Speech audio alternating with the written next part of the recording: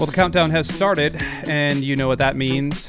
It's time for the Ultra Live Show. It's a Thursday afternoon. Welcome. This is our last week without our one and only Maeve Brooks, who my face is actually covering right there. I'm covering her because we don't want to have like a out of sight, out of mind thing. And when she gets back from England, jolly old England, I think she gets back like this week from her month-long sojourn to the motherland. We're gonna have fun on the Ultra Live Show. I'm basically just gonna do a Q&A session with her about what she saw in England, what she did, how many plays she went to, where she did all the things. So get your questions in now for Maeve, and I will ask those on behalf of you, the Ultra Live fam. Welcome to another Thursday edition of the Ultra Live Show. Typically for our couple of minutes beforehand, while we're killing time, letting all the internets sync up and all the tubes do their thing, I bring you a recommendation or some sort of media or something from culture or food or beverage, typically the food or beverage world, that I want to recommend to you. And today, I have something that might be a little basic for you, but rest assured, it is blowing me away. So if you've been with us on the Ultra Live Show, this is episode 38, so we've done this for over almost 3/4 of a year. And you have watched me come from not liking oat milk in my coffee to liking oat milk in my coffee, from not liking fruit to maybe I'll eat an apple once a week, maybe twice a week, which is fine. Ladies and gentlemen, I have one of the best recommendations ever, and that is this brand new LaCroix. Now, they just started selling this at, you can't see because I'm in a little bubble and you're on YouTube. They just started selling this brand new pack at Costco. Perhaps you've heard of it. And it's like this, I think it's called the Summer Fun Pack. I don't know. Costco does these like seasonal things. But within the seasonal pack, I found my new favorite LaCroix. It is called Limoncello. Now, I don't like fruit. I usually don't like LaCroix like this that have like a weird, funky thing going on. Like, just give me lime. Just give me orange. Just give me green, whatever. I think that's lime, or just give me like the basics. Pamplemousse every once in a while. But this limoncello, it is tough to explain. It's like a cross between lemon and maybe marshmallow. I don't know. It sounds gross. Like, it sounds like that weird thing that your Aunt Edna would make at Thanksgiving when, it's got like the yams and the sweet potatoes, and then it's got like marshmallow fluff on top. It's not that. It's like a weird sort of mixture, and it's like vaguely sweet, but it's vaguely tropical, but it's vaguely, I don't know. It's 100% delicious. So my recommendation today from me to you, Ultra Live fam, LaCroix Limoncello. Go get it. Put it in your shopping carts. You'll thank me forever. We today have on the program one of my favorite dudes in all of the world, a guy that has significantly changed the way I do things, not only online, but in digital ministry. And honestly, he can be considered the godfather of a lot of stuff that's happening in our digital spaces. And when we first started talking about Ultra Live, actually, he's one of the reasons I got involved with Ultra Live. And so big thank you to him. He's sitting in the green room right now, and I'm going to pull him out in just a second. Before we get to that, however, you can check the description or check the comments for any links to any of the stuff he's going to be talking about, especially his website and all of his socials as well. You'll be able to follow him and kind of get clued in as to what he is doing. But I've been teasing and tantalizing long enough. Ladies and gentlemen, boys and girls, children of all ages, let me present to you Mr. Jeff Reed. Welcome to the program today, Jeff. How is Thursday treating you? Awesome. I didn't realize it was the godfather of digital church. Like, I'm going to make you an offer you cannot refuse. You're going to sleep with the fishes. Yeah, if that's your Brando impression, we need some work. Yeah, no, totally and completely. Please don't criticize me for that. By the way, you're right. Right off the bat, I'll tell you, the green LaCroix, like we fight over that Yeah, in dude. the house. Yeah. Like it's grab the cans when you can. We usually buy like the Costco kits Uh-huh. where it's like you get 6 of the green and then 18 of all the flavors nobody else likes. Yep. And so like that right there, the green LaCroix, like that's you fight over that stuff. Have you So well tried the done. summer party pack yet from Costco? I don't think I have. There's They have it mixed. Like what other flavors are in there? So it's a limoncello, and then it's like a Limoncello. watermelon, which is good. I Uh, like watermelon. the watermelon is good, but then there's like a hibiscus in there that is actually really good. That's the one my wife basically she like boxes out like in basketball when I get to that, and so she'll Yeah. start throwing elbows if I grab one. It's like, yes, dear, I'll take the lemon one. You don't like the lemon one, that's fine. So you know we have an understanding. The problem is that there's 18 of the limoncellos and there's only like 6 of the hibiscus. So we constantly have to buy these $8 party packs just to refill her sparkling water obsession. So I don't know. I'm going broke. Well, I'm rolling the hint. Yeah. Blackberry. Yeah. And so that's what's happening right here. I just knocked out. Now I'm cutting back coffee.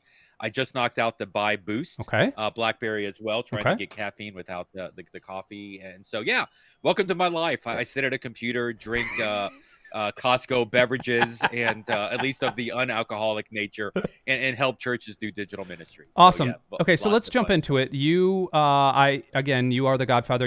I consider you kind of Jay Cranda in that echelon. Dave Adamson, kind of the forerunners, the forefathers of what the digital ministry and digital church movement actually has turned out to be. You have been screaming from the mountaintops for 5 or 6 years now that this is the way that church is happening going forward. So give me a little bit of your origin story, kind of your backstory, your superhero, where you came from. That's awesome. Let's go all the way back to 1993. I found a publication of an Apple Plus magazine. This was what Apple's magazine was back in the day. Yeah. And so they used the word multimedia. And it was the first time I had ever seen any publication anywhere saying the word multimedia, talking about video, text, animation, graphics, photos being mixed together into one thing. And honest to God, as a high school sophomore, I've realized, oh my gosh, this has huge potential for the church. And just had this dream and this passion to utilize this technology. This is before AOL. This is before the internet really got in a public forum. And there was just this passion in me to try to help the church figure out how to utilize this internet technology. Went to college, got a degree in radio, TV, film, which once again, I was talking even in college about how internet, this technology was going to be around. They didn't even teach me in college, 1995, I graduated 1999. This radio, TV, film, the school I went to, Texas Christian University, they didn't teach me how to edit audio and video with computers. I had to do it on my own. I went into the bookstore and I bought razor blades. And razor blades is how I learned to edit audio. And razor blades and tape, lead tape. And that's what it was back in the day. And so like I'm learning on these old school stuff. But on the side, having vision and dreams and hopes of how this technology is going to help the church. And so I graduated from college, 99. Y2K was a fraud. Nothing ever happened. No big deal whatsoever. And so right off after that, hey, we're past Y2K. It's green. It's blue skies from here. Every church in America is going to love digital and technology. I'm going to find some church right out of college that's going to hire me to be a digital pastor. The year is 2000. Do you think I got a job? No. Probably not. No. And so it's funny. Nobody would hire me. And I was so passionate about this idea of the church and technology, even though no church would hire me. I started my own .com. And literally I went into this place of, if no church is going to back this, I'm going to prove that it's right. And in the year 2000, I started an online community called ebeliever.com. We were doing online Bible studies. We were doing discussion walls before Facebook was doing discussion walls. We were doing movie reviews, music reviews, really digging into some of the Christian subculture at the time. On sermons online, we had pastors from all over the country, established pastors sending messages in. Like we were doing, I don't know that I was smart enough at age 22 to call it church, but we were doing digital church in environments and spaces. And by the way, we had like 40,000 people Hmm. engaging in these communities. The first Bible study I taught was in the summer of 2000. We took 75 people through the book of James.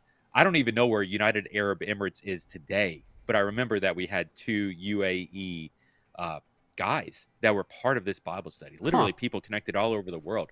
Russia, Ukraine, some of the Slavic regions. Like, it was really fascinating to see this global community be developed. 2001, 2002, 2003. And what's interesting is it took 20 some years later in a global pandemic for the majority of the Western Civ Church to actually realize that digital is possible. And so, yeah, it's been a fun path. I've been one of these guys that was really championing this before its time, and everything that I've done, I've run at this point probably 5 or 6 different companies. I've had about a 15-year church staff career off and on, production director, creative director, communications director, weekend experience director, digital pastor. Everything that I've done has been centered on helping the church connect better with this technology and understanding how this technology, even to some of the stuff we're doing now with planting churches in digital space, like, this is the opportunity for the church to engage in this technology, to reach people in different communities, a different type of person that would even go to these physical churches. What we're seeing happen digital, we're really reaching a different type of person, discipling them in different ways, empowering a different type of leader, and for different outcomes. We're literally seeing people that have never set foot in a church building accept Jesus and get discipled towards a next step for what God has in their lives. And so it's been a fun journey, one where I've constantly been told, hey, it doesn't work that way, when in fact it does. I can't tell you how many times I've been told I'm wrong. I've had pastors tell me, I've had a pastor friend of mine. This is so funny. You'll appreciate this story, Andy. I had a pastor friend of mine. Let's put a date on it. December 2019. Ooh. Maybe it was November, pre-COVID, right close to COVID, November, December 2019. Jeff, this is a friend of mine, okay? We grew up together. Jeff, you need to repent of your sin. Taking people out of the building of the church, you are sinning before God, and you need to repent of that and get out of this. Okay? This guy's a friend of mine. It's like, okay, I'm wiping the dust off my feet as I'm leaving this space. And what's funny is I didn't talk to that guy until somewhere around March 16th, 2020. Hey, Jeff, hey, it's been a while since we've talked. Yeah, you're right. COVID, the building, like, we're shutting down here, man. Look, I really need your help. Can you help me broadcast? Here's your crow. Yeah, Would how's you like that to eat sin it? game going? Yeah. I mean, so everything changed because, so I'm not. The Bible changed because of a global pandemic. Really? Is that what you're going for? I mean, of course, I did help my friends. I charged them for it. Good. But it was certainly a good. It was good to be a help. So what are you doing now? Like, what are you up to now? You gave me your history. You said you've been off and on in churches. I know you've been starting things and kind of planting and doing all that. So what are you involved with right now? Yeah. So during COVID, I was director of digital church planting for an organization called Stadia. And so Stadia plants thousands of churches around the world. And I met them pre-COVID, and they had this idea of planting churches in digital space, churches without a building, churches with no physical footprint. We're talking Facebook churches, online churches, digital churches, metaverse churches. And so during COVID, I just had this honor to really work with really genuine people that had unique ideas about planting churches in digital space.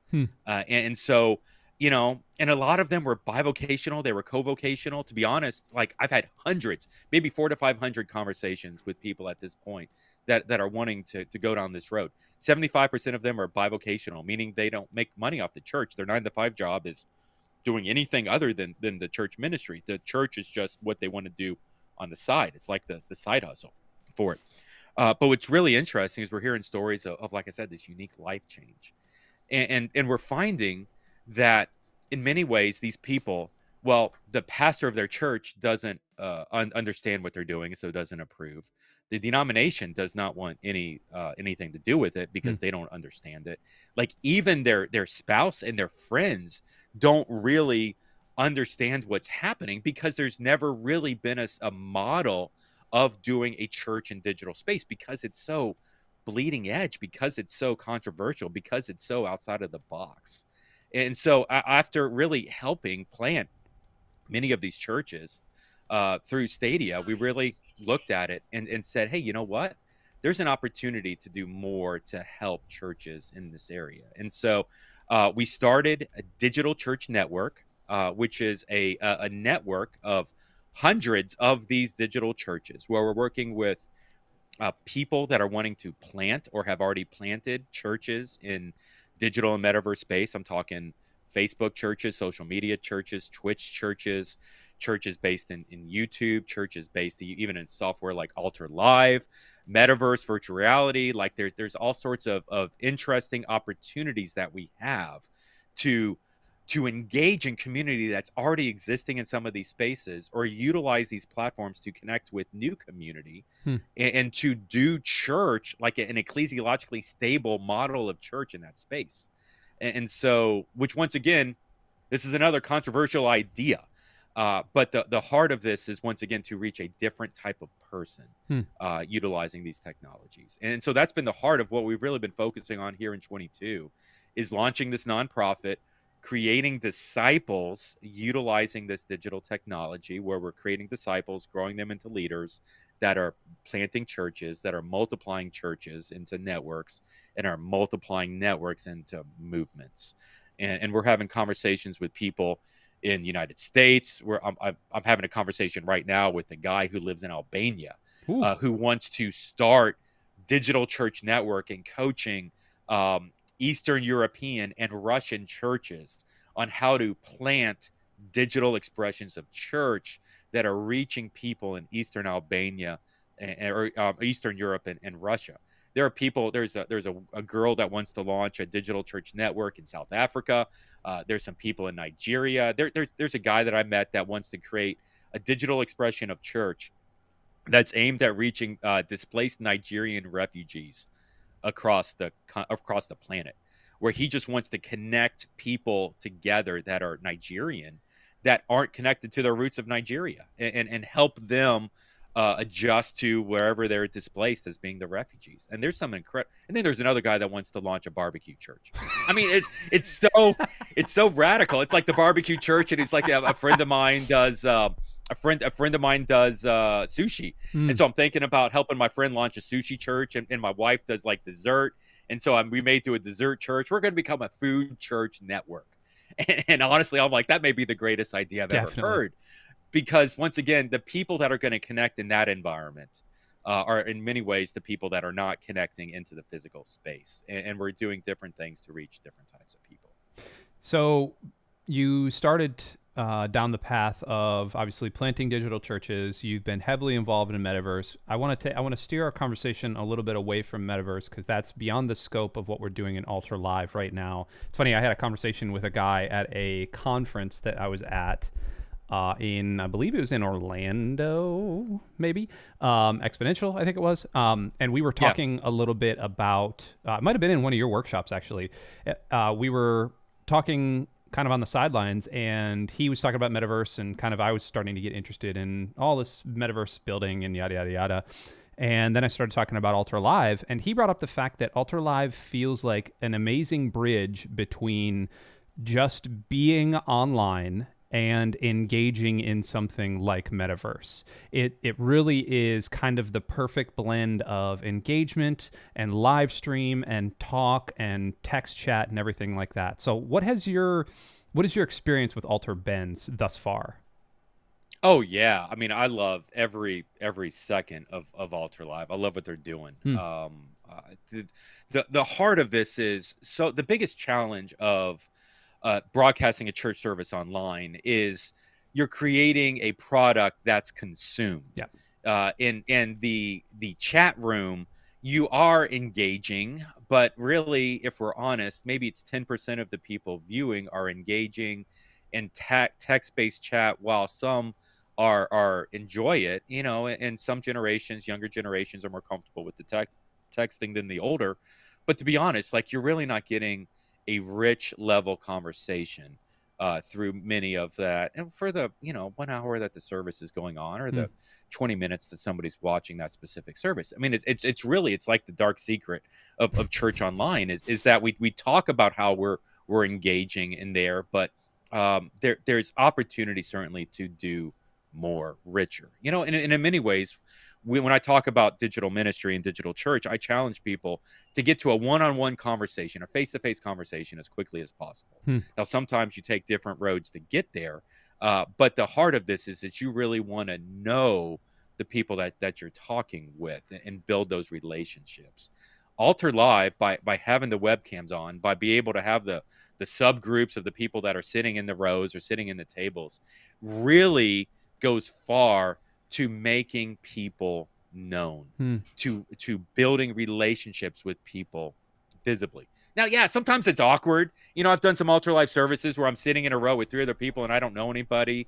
And unless somebody comes in and starts, you got like a host that's facilitating the conversation and engaging and starting it up. But I mean, really, this gets to the point of, like, a tool like Altar Live. If you're just broadcasting your church service, like your normal 70-minute church service, into Altar Live, I mean, that's nice, I guess. But really, the people that are benefiting from Altar Live and the power of the tool that you have are the ones that are customizing their church service to really be used by it. Like, hey, make a master teacher moment where you actually ask the audience a question, and let the rows break up and talk amongst themselves. Create a time of prayer where you actually pray in the rows that you are. Create engagement points in the lobby afterwards for people to have conversations as they're trying to take those next steps. Ask questions.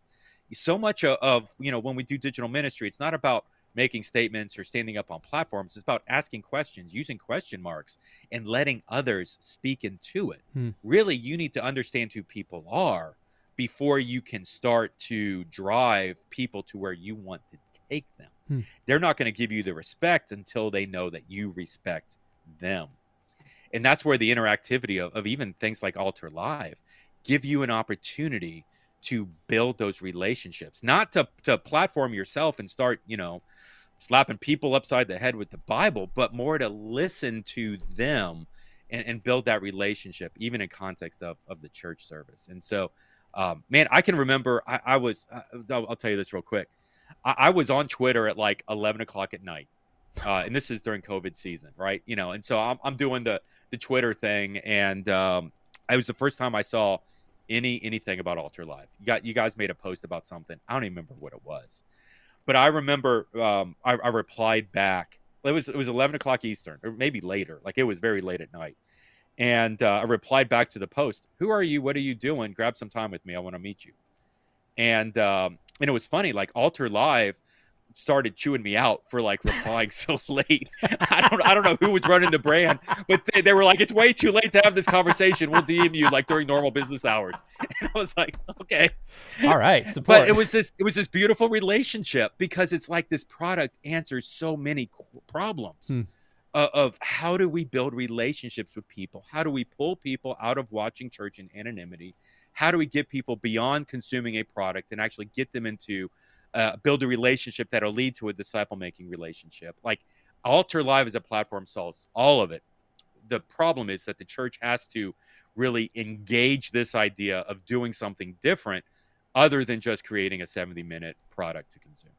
So you have preached from the mountaintops many, many, many times about we need to change, we need things to be a little different. Why are churches so resistant to not only to change, because I mean, that's the age-old question, or that's kind of the age-old thing that happens. Churches, it's a cruise ship, it takes forever to turn it, yada, yada, yada. But why specifically about this are churches so scared to even take that first step?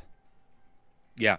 I don't even know that it's about this. It's interesting. I think Helen Keller said this. At least that's the I've heard many people say this. Helen Keller, I think, was the first. Today's heresy is tomorrow's orthodoxy. Yep. Did you know the Gutenberg? Oh yeah, Gutenberg was actually criticized as being like I heard it. a tool of the devil. Yep. When he created the printing press, because monks who actually spent painstaking time writing out the scripture with the quills by hand, they were out of a job. Mm-hmm. And so many people criticized Gutenberg, the founder of this new technology, but by saying that monks were now, and so like Satan's behind this because of how we were treating the monks at the time. Like when you look at the technology, the church, historically, the church has been historically behind on this. They don't trust easily. Yeah. And I've actually, I've taken some bullets on this. I've had many hard conversations publicly and privately on it. But there's a national leader who sat me down and he said, Jeff, there's a certain process at a certain time by a certain person, and digital church violates all of that. and so, but when I really dug into that with this individual, for decades we've been teaching this way. For decades we haven't been teaching disciple making. We haven't been teaching the larger goals of what we're trying to accomplish. We haven't been teaching the Great Commission. We've been teaching the methods of how physical church works. It's interesting, going all the way back to Y2K 2000. I was actually supposed to go to a seminary. Like my plan was to graduate from college in Fort Worth, Texas, and I was supposed to go to Southwestern Seminary in Fort Worth as well. And I looked at the time and what I wanted to accomplish, what I felt like God was leading me to do, and I looked what seminary was offering in the year 2000. And honestly, even after praying about it, I was like, I don't think God's leading me to seminary, which was this total pivot for my life, because so much of my life was driving me to seminary. But the goals of what that was taking me to was not where I felt God was leading. That's not to invalidate the way that it was, but we've not prepared pastors to do anything different than the Sunday morning service in the building. We've not given them the critical thinking to realize there might be a better way. And that's why, my friend who's a contemporary, he's 40 something, just like me. We graduated the same year from high school. He looks at me as a threat because I'm doing something different than what he is. And so instead of recognizing that digital can complement what a physical church is doing to reach a different type of person, to complete the Great Commission, to effectively reach people that the buildings can't reach, instead of recognizing that as a compliment, it's a threat. It's a challenge. It's something that we need to get out of the way and realize that it doesn't work that way. And so that's really the big issue with this. And it takes people thinking outside of the box. It takes people maybe even recognizing, hey, you know what? It can work this way. Like I can tell you stories. I can tell you testimonies. I can tell you church services or churches that digitally in the metaverse that are reaching 80% atheists and agnostics, 70% de-churched people that have been burned by church. The first step back to the bride of Christ is through a Facebook church or through an Oculus headset. I can tell you stories of Satanists who have gone into a church service for the purpose of trolling it. And instead of trolling it, we're met with people with open arms, came into a relationship, built a relationship with people in the church, and a year later accepted Christ. That's amazing. So what's interesting here is you've got a Satanist that's comfortable enough in the community in digital space that they're willing to actually be part of that community, even though it's of Christ and not of Satan, to the point where she at some points accepts Christ. Like that story has happened. I'm not making this up. And that's really the opportunity that we have here is not to take people away from the building as much as it is to reach the people that don't want to go anywhere near the building. Amazing. Take your focus away from the present and go 3 years, 5 years, 10 years, wherever you can into the future. What do you see digital church looking like? What do you see engagement platforms like Ultra Live, but others that are popping up? Like what does the landscape look like? Yeah, that's a great question. I think 5 years from now, there's going to be multiple modes. There's going to be different models of church. I think COVID broke the physical model. COVID in many ways was the accelerator where, I think we were probably going to get there eventually anyway, but COVID just mashed that fast forward button a lot quicker. Now, I'm not the guy that's saying that every church needs to be digital. Every church needs a digital component, and I think that you're reaching a different type of person in a digital than you will in the typical physical building. But I'd say the same thing about a micro church. Micro church networks like Tampa Underground, Kansas City Underground, they're reaching a different type of person that wants to go to the physical building, than wants to go into a digital or metaverse type environment as well. And in many ways, some of the technological shifts that we're offering right now with Web3 are actually leading more towards this idea of decentralization. And I don't want to go too far down the rabbit hole, but it's not so much about, it's the challenge of, do you ever think there's going to be a 1,000,000-person church? Yeah. And it's interesting. Like I've had this conversation with friends all the time, and I don't think it's a 1,000,000-person church.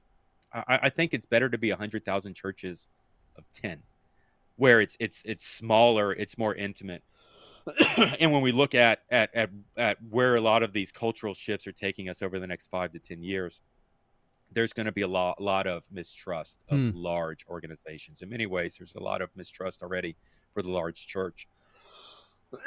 I'm sorry, I'm all choked up at this, but it's more about creating smaller opportunities and empowering individuals. Pastor, maybe the problem isn't nobody's coming to your building.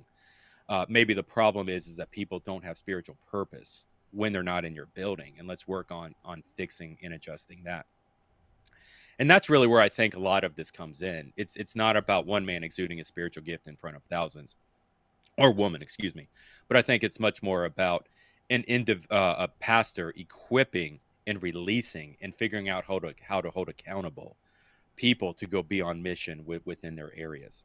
So from a platform perspective, I mean, this is one of the things that I love about Altar Live is, yeah, you've got the platform opportunity to speak to masses, but you've got an opportunity for individuals to connect and to create those smaller. It's that master teacher format. I can speak to the crowd, and then I get individuals to have conversations on their own. And we use that heavily through Digital Church Network, as it comes back to having those conversations, having those relationships, getting people to build those relationships digitally. That's going to equip them with the confidence to be able to go out and do the things that they need to do in social media and metaverse and virtual reality and the other spaces. And this is completely unsolicited from an engagement standpoint. what Altar Live's able to do, I just love it. Like, man, there are times where I'm using that instead of Zoom. There's times that I'm using that instead of a webinar. Like, it has become the go-to tool for me as we're trying to figure out how to communicate to people in masses, and also to have small, intimate, individual conversations as well. And so I love, the best part is that you give people control. So often with Zoom, it's like some Zoom administrator is telling you what room you need to go to and sending you off to that space. And I guess that's okay. But really, especially when you're dealing with people that you don't know, there's something about giving them control about where they're going and who they're talking to. Now, you may specifically put up a slide that says, "Hey, person, you need to go to table 2."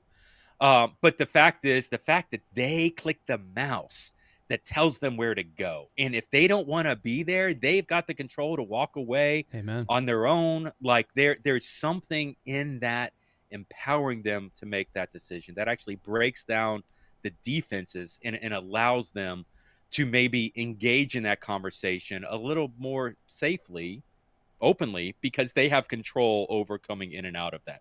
Seems weird, but there's something philosophically to giving these people control in those situations instead of the church or the individual, the organization has control at that moment. I love it. I love the insight. I appreciate your forward thinkingness. I appreciate you fighting through a cough there. One last question for me, as you take a sip of your bai or whatever you're doing. Well, first off, first question: why are you giving up caffeine? What happened? Or coffee, at least. I don't sleep at night. Okay. And Enough said. And so I think part of it is I've just got it's like I want to live a healthy lifestyle that's not caffeine induced to create the lifestyle that I'm trying to. I get it. It just kind of gets into that mess. I totally get it. It's Thank that you, though. holistic I thing. appreciate that. Yeah, definitely. Very last question from me. What did you think of Obi-Wan? Oh, huge fan. Okay. Huge fan. You know, I for me, I think it completed for me that story, that saga. I really hope they don't like try to continue it on. I have a feeling they will. Yeah. But money. it was for me, I think it was the best Disney Plus product I've seen to date. I would maybe put WandaVision at a close second, but definitely love the heart behind it. Loved seeing Obi-Wan back. I don't want to do spoilers, but the kid coming in the way that it was phenomenal, and like I just was a huge fan. My family, we were a huge fan of it. Okay. I have differing thoughts I haven't watched the latest episode yet. That's okay. I do another podcast with a church that I've been helping out with called Lux Digital Church, and we do a podcast on Fridays, and myself and 3 other dudes absolutely ripped it to shreds. Well, parts of it. There were other parts that we were like, oh my gosh, this is amazing. And then there were parts of it's like, man, what are we doing here? And I made the argument that trying to shoot that during COVID must have been a nightmare. Trying to shoot anything during COVID must have been a nightmare, let alone doing this world-spanning, huge, humongous thing. So I, again, haven't watched the last episode. I'm watching that on Friday with my kids. So we will see. But it's good to hear that an actual Star Wars fan liked it. That gives me hope. Cool. Yes, there is always hope. Thank you for those words of wisdom. Jeff, I appreciate you. I appreciate everything that you're doing. Where, like I said, everything's in the description of this video, but where can people find you on socials, and where can they find out about what you're doing with Church Planting, Digital Church Network, all of that? Yeah, I'd love that. I mean, my social media is DeerFedge everywhere. It's Jeff Reed backwards. So if you're watching this video, start with the D, go to the J, and that you can find me on every social media box. But really, what we want to invite you to do is come be a part of Digital Church Network. It's free, and so we offer weekly trainings, resourcing, coaching, care, opportunities to pray for one another, care, community, and coaching. It's a beautiful thing. Do this. Head over to fam.digitalchurch.network. Join the community, create the account for free, ask some questions, meet some people, and start to really understand maybe what digital can do for your church and help you better understand how to make those disciples that can grow to make other disciples. That's the heart of where we are, and looking forward to helping people in churches like you on that journey over at fam.digitalchurch.network. Jeff, thanks so much, man. I appreciate you. Appreciate it, Andy. Thanks for the opportunity. Take care. Altar Live fam, we love you. You know where to hit us up on all of our socials right below Jeff's lovely face. Also at altarlive.com. Apparently, we'll yell at you if you tweet at us too late, but who cares? Figure it out. We're always bringing that support. We love you. We'll see you next week. See ya.